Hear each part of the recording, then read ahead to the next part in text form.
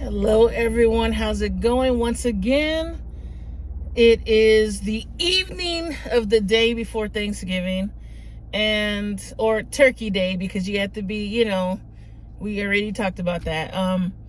But right now I'm not driving. I'm actually in front of my apartment. So if I stop, it's because my neighbor's looking at me straight in the eye from their apartment. I'm like right across from their apartment. They're probably like, what the hell is she doing? What's going on? But little do they know that I've got a YouTube channel. So anyways, I forgot to update you guys.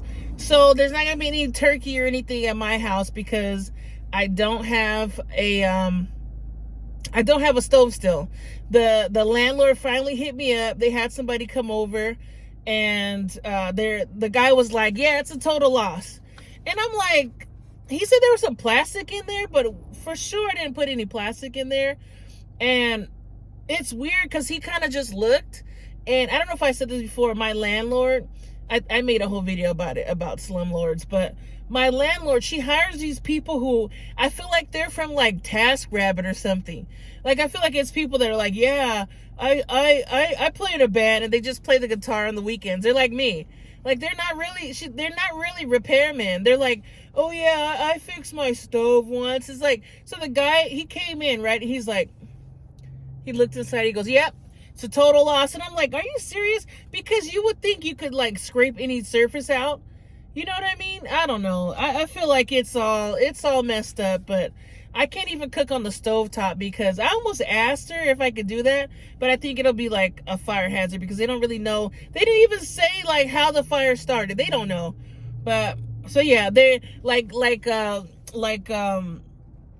J-Rock says on Money Trees with Kendrick Lamar, ain't no turkey on Thanksgiving. Yeah, it ain't no turkey happening in my house. But I hope you guys are having a great day. And also, there's people walking by. So, like I said, if I stop, you know what? Whatever. Yeah, there's a guy walking by in a nice Green Bay Packers. I said Green Bay Packers sweater. Yeah, he's trying not to look at me. He's like, what the He's like, this bitch is crazy. He saw me talking. He probably thought I was insane. You know when you kind of make eye contact with people, he just went like this, like, no, not me today. I'm hyper, but I have not had any coffee today. I really want some coffee, but, the budget ain't budgeting today. That coffee is expensive. But I brought notes because this is about Kendrick Lamar. This is about the GNX album, okay? This is serious. So if you don't like Kendrick, if you don't want to hear it, just exit the chat, okay? But I wrote this. I've been doing like Twitter and Threads lately, and I've been just trying to put whatever's on my mind. So I wrote on there, I put, Kendrick is like cilantro. A lot of people are unnecessarily allergic. Some people taste soap never mind. I didn't put all that, but some people taste soap. I don't know if you know, that's how I feel about Kendrick, because you either love him or you hate it. Some people just really love Kendrick, like me. It's almost like he could do no wrong. I haven't heard a bad Kendrick song. There's some that I like more than others. Oh, there's a cute couple just skipping along. Give it 4 years. It's going to be over. No, I'm just kidding. Let's put good energy out there for them. They look so happy. They're really just like skipping, like, oh my God, it's almost Turkey Day. We're like going to make our first turkey together. I just want to be happy. I'm just kidding. No, they look really happy. God bless them. Let's put the good energy out there. But yeah, I really believe that Kendrick is like cilantro.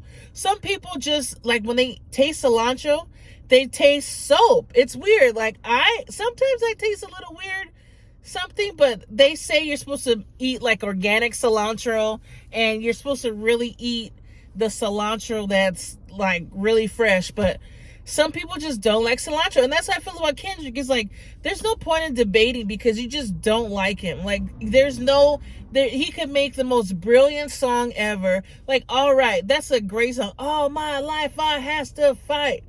That's a great positive affirmation song. He talks about God got us and we gonna be all right. People are like, oh, I don't like it. It's the worst. So he's like cilantro. You could put cilantro on the best meal ever and people go, ew, is this cilantro? It could be like a Michelin star meal, and they just won't like it. So that's pretty much Kendrick. And so like I said before in the last video, a lot of people message me. They're like, on the different social medias that I put, they're like, I just didn't like it. I'm like, okay, awesome. Like, somebody has to like it because he's got so many fans. Somebody's listening. That's the thing. There's always going to be somebody who doesn't like you. So that's what I love about Kendrick. He doesn't even make radio hits. Like, he makes some radio hits, but like Squabble Up on this one, he on the battle, he did Not Like Us. But I think it's like it just happened to be a radio hit. But then you listen to the words he's saying. He's talking about colonizers and all kind of stuff. And so in this album, he's getting deep, but there's like some good beats on there. He uses DJ Mustard on there. He uses a few other producers. One of Taylor Swift's producers. I guess he worked with him before, Jack Antonoff. He was in that band called Fun. I don't know if you remember that song called, it goes, Tonight We Are Young. I think he's a guitarist for them or something, but he's a well-known producer out of New York. He's a great producer. Now that was like a British accent. What am I doing? I got to practice my accents, but yeah, he's a great producer. He produced some of the songs, part of the album on there. And Kendrick has the same people that he always uses too. I think this is my neighbor, but hey neighbor.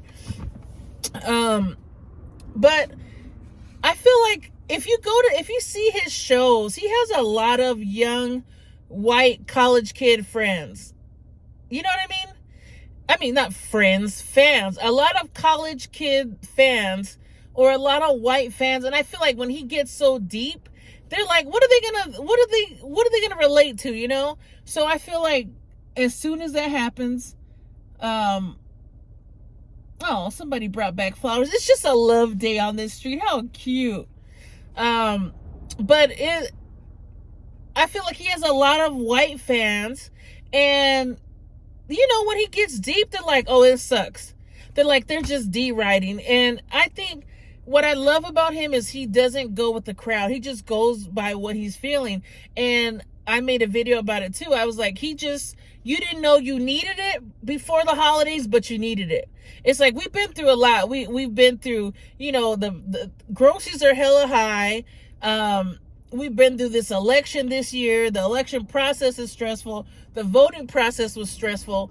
And then we had this rap battle with Drake. You're like, I like Drake, but I don't, you kind of like, I like Drake. I'm a Drake fan. But then I started being like, I don't really like the direction he's going in. I don't like the braids. I don't like the baggy clothes. Like, I liked Drake when he was Drake, you know? And, so I was feeling that too. So when Kendrick made that song, all the songs on the diss tracks, somebody called me on my phone. I'm so tired of these people. How dare they? But when he made the songs on the diss tracks, okay, I got to put a light on. When he made the songs on the diss tracks, he talked about some of the stuff. He's like, I hate it when you say the N-word. It's like, I don't mind, but it's just like weird because we all know Drake's not a gangster. You know what I mean? And neither is Kendrick, but Kendrick was at least like gangster adjacent. But we all know that Drake is not a gangster, and he's from Toronto. He's from Canada. You know what I mean? And it's like, I mean, I'm sure there's gangsters out there, but we know he was on Degrassi. He was an actor. And it's fine because I liked when he sang and I liked when he rapped. But then it's like, then he started getting all... I basically just listened to Euphoria. Listened to all the songs that Kendrick made towards him. And it's true. Like, he's kind of not for the culture, as they say. But anyways, what I like about Kendrick, there's this lyric that I love. It's off of Section 80. Kendrick says, see, a lot of y'all don't understand Kendrick Lamar because you wonder how I could talk about money, hoes, clothes, God, and history all in the same sentence. And it's so true. I think he could make a banger. He could be deep. He could talk about sex. He could talk about his vulnerability. He could talk about his childhood, you know, being being distraught by certain things that happened to him. And it's just, to me, like, some of the songs are like, you don't even want to hear them again because they're so deep. But I think the song on the last album was called Mother I Sober. That was like such a deep song. Like, you felt like, oh man, he went through a lot. But he also makes Squabble Up, you know. So this album, I'm not gonna go song by song because I don't remember the names of all the songs. But the first song is called Whacked Out Mural. Okay, this song basically talks about people were making murals all around Compton, and they have been even before this year. But when Not Like Us came out, there were so many people that made beautiful murals around Compton because Kendrick Lamar is from Compton, right? And people, they whacked it out. That's what they call it. They whacked it out. They like tagged on the mural, and so he makes this song about it. And I forgot. I'm still learning the lyrics because the album just came out. I think the end of the song says, damn, I should have wrote it down. I think the end of the song says, there's no, even if you whack the mural out, there's no legend when the legend ends. I can't remember, but look it up. That line is so powerful.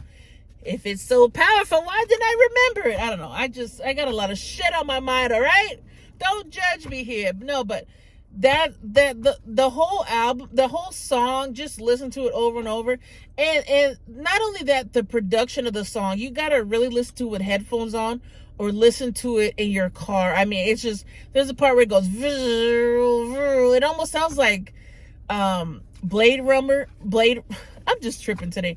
It almost sounds like Blade Runner, like very, very, a lot of violins, and just, it sounds like a movie soundtrack. But, and then there's another song, I got the Dodgers shirt on, there's another song called Dodger Blue, and he says, don't say you hate LA if you don't travel past the 10. And if that's not the truest thing ever, I used to Uber a lot, and I'd get people from like Switzerland. They're like, yeah.